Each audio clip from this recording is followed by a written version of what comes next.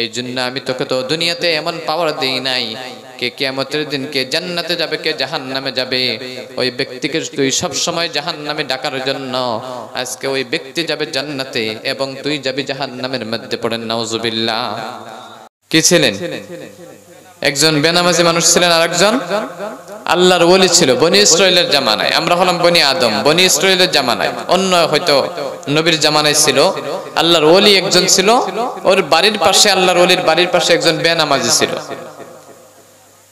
ওই ওলি প্রতিদিন যখন নাকি বেনামাজির চেহারা দেখতো, বেনামাজির মুখ দেখতো, ওই সময় আল্লাহর নবী ওই বনি ইসরাইলের জামানায় ওই আল্লাহর ওলি ওই বেনামাজি মানুষকে সব সময় বলতো, ও বেনামাজি, তুমি তো একদম জাহান্নামে যাবে কিয়ামতের দিন, মরার পরে তোমাকে তো আল্লাহ জাহান্নামের মধ্যে দিবে। সব সময় জাহান্নামে করে ডাকতো।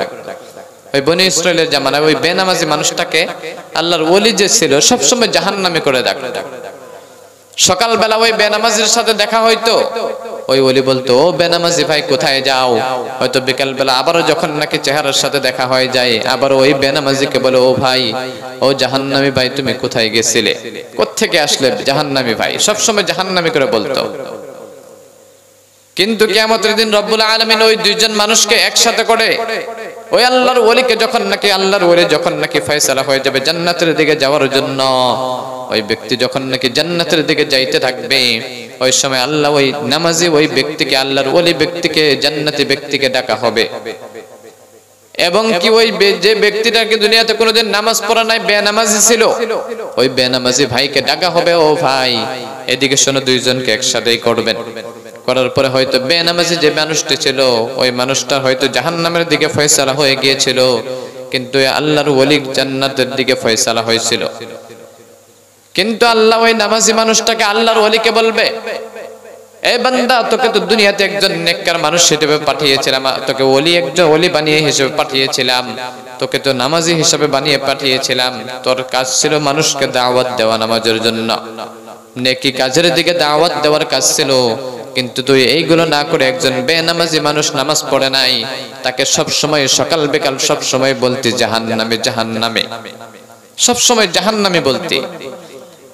কিন্তু আমি আল্লাহ তোকে দুনিয়াতে আমার ইবাদত করার জন্য পাঠিয়েছিলাম, আমার ইবাদত করার জন্য পাঠিয়েছিলাম, কিন্তু তুই আমার ইবাদত না করে ওইটা যেতই নামাজ না পড়ুক না কেন, তবু তো আমার ওইটা একটা বান্দা ছিল, আমি নিজে বানাইছিলাম, ঠিক না? আমি নিজে ওই বান্দাকে বানাইছিলাম। তুই ওই জাহান্নামে ওই ব্যক্তিকে, ওই বেনামাজি ব্যক্তিকে সব সময় জাহান্নামে বলে ডাকতি।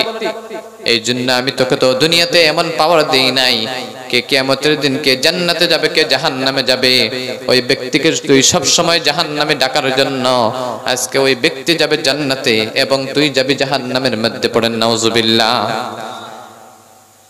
এবং কি ওই ব্যক্তি যে বেনামাজি ছিল, জাহান্নামী ব্যক্তি ছিল, ওই ব্যক্তিকে রব্বুল আলামিন ওই জান্নাতের মধ্যে পৌঁছায় দিবে। পড়েন সুবহানাল্লাহ।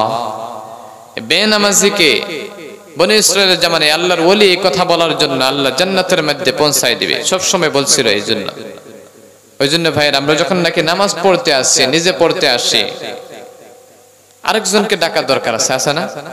আরেকজনকে ডাকেন। নিজে শুধু বাঁচলে হবে না, অন্যজনকেও বাঁচানোর দরকার আছে না নাই? অন্যজনকেও বাঁচায় আনেন নামাজের মধ্যে। কারণ আল্লাহ রাব্বুল আলামিন এত সুন্দর করে মানুষকে বানাইছে, ভালো করে বুঝিয়ে বলেন। বোঝানোর জন্য অনেক মানুষ এসে নামাজি হয়ে যায়, হয় না নাই? সুন্দর করে বোঝাবেন। আল্লাহর নবী কি সুন্দর করে মানুষকে বুঝাইতো।